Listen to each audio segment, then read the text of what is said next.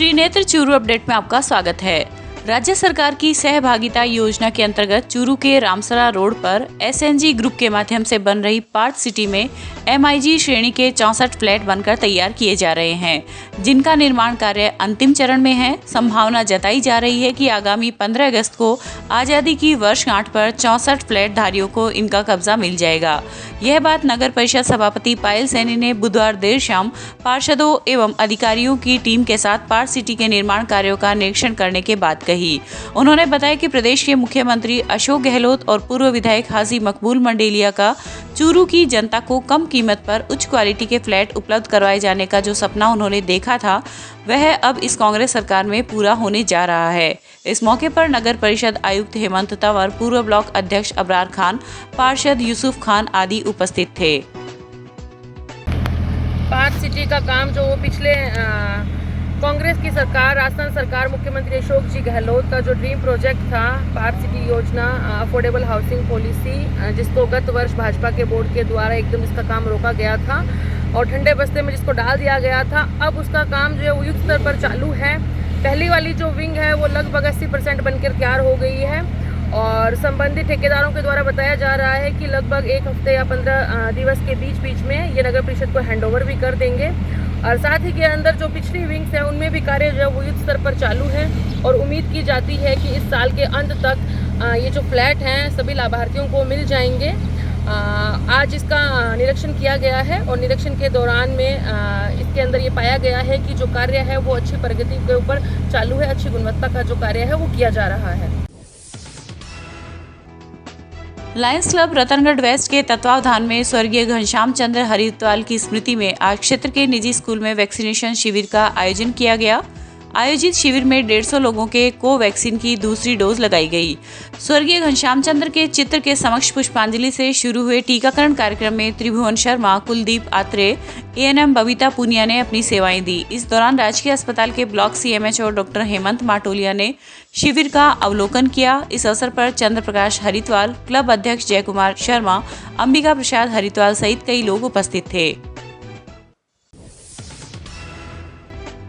पिछले कई दिनों से धरने पर बैठे कोविड-19 स्वास्थ्य सहायकों से आज उपनेता प्रतिपक्ष राजेंद्र राठौड़ ने धरना स्थल पर जाकर वार्ता की। इस अवसर पर राठौड़ ने प्रमुख शासन सचिव सिद्धार्थ महाजन से दूरभाष के माध्यम से वार्ता कर इन बेरोजगार स्वास्थ्य सहायकों की मांग को शीघ्र मानने के निर्देश दिए। इस पर प्रमुख शासन सचिव ने 2 दिन में आदेश निकालने का आश्वासन दिया। वहीं इस प्रकरण में राठौड़ ने जिला कलेक्टर से भी चर्चा कर इन बेरोजगार युवकों की मांग पर सहानुभूतिपूर्वक विचार करने के निर्देश दिए। इस अवसर पर जयप्रकाश सैनी, रविकांत, रामकुमार सहित अनेक लोग उपस्थित थे। 29/7/2021 को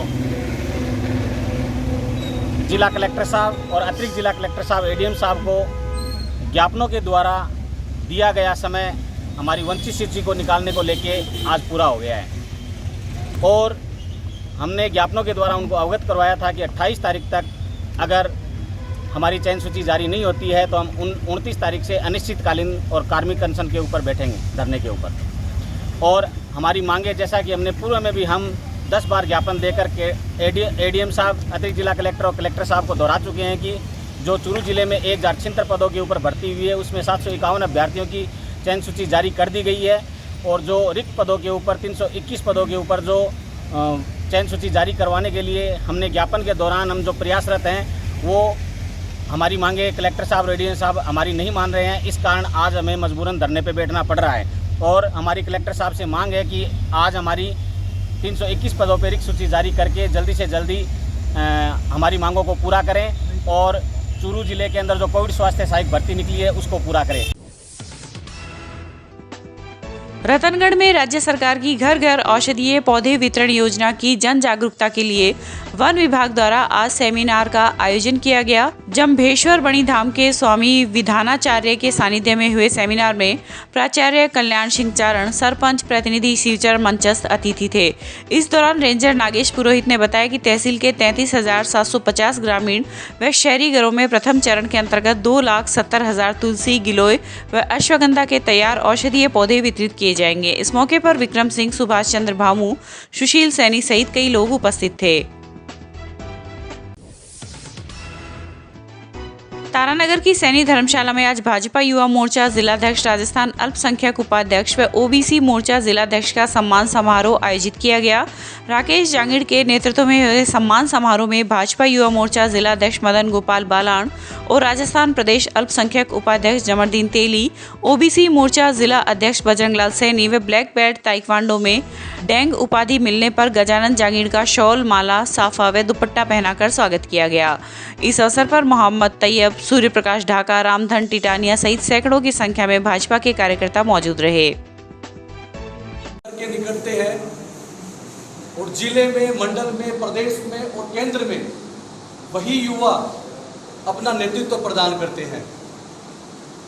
यह मैं राजनीति की सोपान भी कहूँगा, राजनीति की पाठशाला भी कहूँगा। भारतीय जनता पार्टी का अग्रिम जो हरावा दस्ता जिसे बोलते हैं, जहाँ पे अगर संघर्ष की बात आती है, जहाँ संघर्ष की बात होती है, जहाँ लड़ाई की बात होती है, जहाँ हकों को छीनने और मांगने की बात होती है, वहाँ अगर कोई अग्रिम पंक्ति में कोई संगठन खड़ा रहता है तो वो युवा मोर्चा खड़ा रहता है। युवा मोर्चा वो ताकत है जो वायु को भी पीछे छोड़ दे, क्योंकि वायु ही, युवा का उल्टा वायु।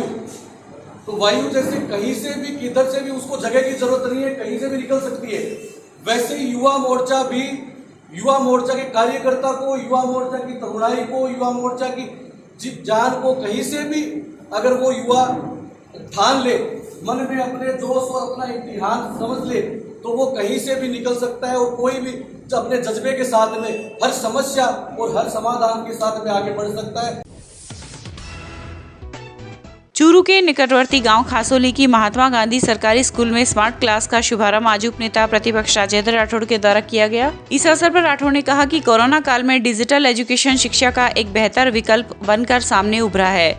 यह स्मार्ट क्लास छात्रों के शैक्षणिक व्यवहारिक अध्ययन को और भी अधिक मददगार बनाने में साबित होगी। कार्यक्रम में विद्यालय स्टाफ सहित कई गणमान्य लोग उपस्थित रहे। रतनगढ़ तालुका विधिक सेवा समिति के तत्वावधान में आज न्यायालय परिसर में पौधरोपण का आयोजन किया गया। इस दौरान तालुका विधिक सेवा समिति के अध्यक्ष प्रवीण कुमार वर्मा एवं एसीजेएम मांडवी राजवी ने अधिवक्ताओं के साथ न्यायालय परिसर में पौधे लगाए। इस मौके पर एडीजे वर्मा ने सभी से अपने स्तर पर 2 या 2 से अधिक पौधे लगाकर उनकी सार संभाल करने का आह्वान किया। इस अवसर पर अधिवक्ता सांवरमल चमड़िया, जगदीश प्रसाद शर्मा, महावीर सिहाग सहित कई लोग उपस्थित थे। राजलदेसर के राजकीय चिकित्सालय में प्रगतिशील प्रजापति संघ द्वारा 1 अगस्त को लगने वाले विशाल रक्तदान शिविर को लेकर आज तैयारियों का जायजा लिया गया। शिविर को लेकर चिकित्सा प्रभारी डॉक्टर संजय बुंदेला की अध्यक्षता में आज एक बैठक का आयोजन कर दिशा निर्देश दिए गए। इस अवसर पर संघ के सचिव गणेश रेवाड़िया, उपाध्यक्ष लालाराम कुचेरिया, उपाध्यक्ष परमानंद प्रजापत आदि उपस्थित थे। स्थानीय संस्था प्रगतिशील प्रजापति संघ राजलदेसर के तत्वाधान में 2021 को आयोजित होने वाले रक्तदान शिविर के संबंध में आज हमारे अस्पताल के डॉक्टर साहब संजय जी बुंदेला के साथ हमारी कार्यक्रम को अंतिम रूप देने के लिए मीटिंग हुई, जिसमें अन्य सभी डोनरों की आने वाली टीमों की व्यवस्था के लिए जायजा लिया और ये व्यवस्था में आवेदन रूप दिया। मैं गांव के युवाओं से निवेदन करूंगा कि हम धार्मिक आस्थाओं के लोग हैं, रक्तदान सो महादान, तो महादान इसको कहा गया है, तो युवाओं से निवेदन है कि वो बिना किसी भय और भ्रम के रक्तदान करें। आप और हमारे द्वारा किए गए रक्तदान से किसी का जीवन बच सकता है, इससे बड़े हम सब के लिए गर्व और गौरव की बात नहीं है। प्रगतिशील प्रजापति संघ के द्वारा साथ मेरी मीटिंग हुई है, जिसमें हमने 1 अगस्त 2021 को ब्लड डोनेशन कैंप का आयोजन का प्रोग्राम फिक्स है हमारा पहले से ही, जिसके तहत हमें 150 यूनिट तक ब्लड डोनेशन की उम्मीद है। कोरोना के बाद हम पहली बार ब्लड डोनेशन कैंप लगा रहे हैं। 2 साल पहले भी हमने माधव सेवा संस्थान के साथ ब्लड डोनेशन कैंप किया था और उससे भी हमने काफ़ी अच्छा ब्लड डोनेशन कैंप किया था। मुझे उम्मीद है इस बार भी काफ़ी अच्छा ब्लड डोनेशन होगा। पिछली बार हम लोगों ने 125 यूनिट के आसपास ब्लड डोनेशन किया था और अभी गांव में काफ़ी इसके लिए काफ़ी प्रचार प्रसार किया गया है, तो हमें उम्मीद है कि हम 150 के आसपास ब्लड डोनेशन कब करेंगे। रतनगढ़ के वार्ड संख्या 28 में जोधपुर डिस्कॉम ने 3 जर्जर पोल बदलकर आज आम जन को राहत प्रदान की। पालिका सदस्य नंद किशोर भार्गव ने गत दिनों डिस्कॉम के सहायक अभियंता RK मीणा से व्यक्तिगत एवं ज्ञापन देकर 3 जर्जर पोल बदलने की मांग की थी। उक्त पोल नीचे से क्षतिग्रस्त हो चुके थे तथा सड़क की ओर झुकाव हो गया था, जिससे कभी भी बड़ी दुर्घटना घटित हो सकती थी। आज वार्ड संख्या 28 में विद्युत का कार्य करवाया गया, जिसमें क्षतिग्रस्त पोल ऐसे थे चाहे जब कोई बड़ा हादसा हो सकता था, हादसों को देखते हुए और मैंने निर्णय आज से 3 वर्ष पूर्व लिया था। 3 वर्ष पूर्व निर्णय लिए होंगे। AN साहब के पास बार बार मैं गया, खुद उपस्थित हुआ, लिखित भी मैंने ली, मौखिक रूप से मैंने कई दफ़े चर्चा की। मेरे को एक ही जवाब मिलता था, अभी सामान नहीं आया है, सामान आते आपका काम कर देंगे। कहने का मतलब ये हुआ 3 वर्ष के बाद में जब ये सामान आया है तब आ जाके मेरे वार्ड का एक क्षतिग्रस्त पोल बदले गए हैं। इसके अलावा जैसे 650 मीटर केबल जो है वो पूरी की पूरी सड़ी हुई है, उसको भी मेरे को चेंज करने का मेरा प्रमुख मुद्दा है। रतनगढ़ की श्री दुर्गा प्रसाद धानुका बालिका उच्च माध्यमिक आदर्श विद्या मंदिर में आज कक्षा 12 में 75% से अधिक अंक प्राप्त करने वाली छात्राओं का सम्मान किया गया। मां सरस्वती की प्रतिमा के समक्ष दीप प्रज्वलन से शुरू हुए कार्यक्रम में प्रधानाचार्य नरेंद्र चौमाल ने बताया कि आज कला वर्ग की ईशा सारस्वत, खुशी लाटा व वाणिज्य वर्ग में विद्या सैनी, सेजल शर्मा आदि को प्रतीक चिन्ह, माला व साफा पहनाकर सम्मानित किया गया। कार्यक्रम को स्कूल विकास समिति के उपाध्यक्ष वासुदेव चाकलान, व्यवस्थापक सत्यनारायण दर्जी, जिला समिति के सदस्य अमरचंद दायबा ने भी संबोधित किया। रतनगढ़ ईदगाह मस्जिद के पास खांचा भूमि पर दुकानें बनाकर अतिक्रमण करने के मामले में नगर पालिका की टीम आज शाम अतिक्रमण हटाने के लिए मौके पर पहुंची। पालिका की टीम जैसे ही मौके पर पहुंची तो उपस्थित लोगों ने आक्रोश प्रकट करते हुए कहा कि हमें सुनवाई का मौका दिया जाए, जिस पर कुछ देर के लिए बवाल हो गया। पालिका SI विष्णु पवार ने कहा कि लगातार नोटिस दिया जा रहा है, लेकिन आप लोगों ने जवाब देना भी उचित नहीं समझा। काफी देर बहस होने के बाद पालिका ने संबंधित लोगों को 2 दिन का समय दिया तथा टीम वापस लौट आई। 9 के अंदर रमजान शिक्रिया द्वारा कोई अवैध दुकानों का निर्माण किया गया था, जिसको पूर्व में उसको ये 6-7 महीने से मामला चल रहा है। उस बारे में उनको 15-20 नोटिस भी दिए गए हैं, बार बार उनको मौखिक भी समझाया गया है, लेकिन उनके द्वारा आज तक कोई किसी प्रकार का जवाब नहीं दिया गया।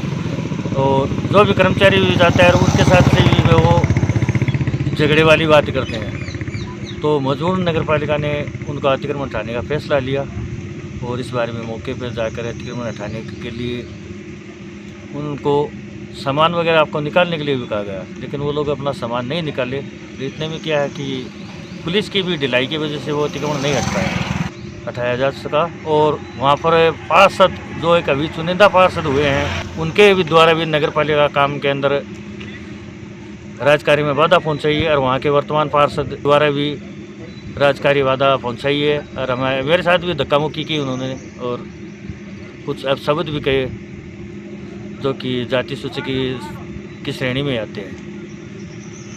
और वहाँ पर बहुत ज़्यादा विरोध होने के कारण 2 दिन का उनको टाइम देकर वापस नगर पालिका टीम बिना अतिक्रमण में उठाए वापस आ गई। और किसी को आदतन शिकायत नहीं, इसकी शिकायत कर दी, नगर पालिका प्रशासन उसका नाम ओपन नहीं कर रहा। न तो कोई ये अवैध निर्माण है, पूर्व में निर्माण किया हुआ है, एक गरीब व्यक्ति अपना जीविकोपार्जन कर रहे हैं। और आज इस प्रकार की जो कार्रवाई की गई है वो अचानक बिना कोई नोटिस दिए की गई, वो गलत है। भाई मौका मजिस्ट्रेट नियुक्त किए बगैर जो कार्रवाई हो रही है ना, वो गलत हो रही है। प्रशासन को मौका मजिस्ट्रेट नियुक्त करने के बाद सारे तथ्यों को जांच करने के बाद कार्रवाई करनी चाहिए थी, जो कि प्रशासन ने बिना देखे कार्रवाई की है। इन्होंने किस तरह से इसको अवैध माना है, गलत माना है? प्रशासन ने किसी ने आत्म शिकायत कर दी है, बड़े नेताओं के दबाव में है और उन नेताओं के दबाव के कारण उन्होंने अवैध माना है, जो कि वास्तविकता में यदि किसी भी एंगल से देखा जाए, चाहे मौका मजिस्ट्रेट नियुक्त करवा दिया जाए, ये मकान किसी भी सूरत में गलत नहीं है।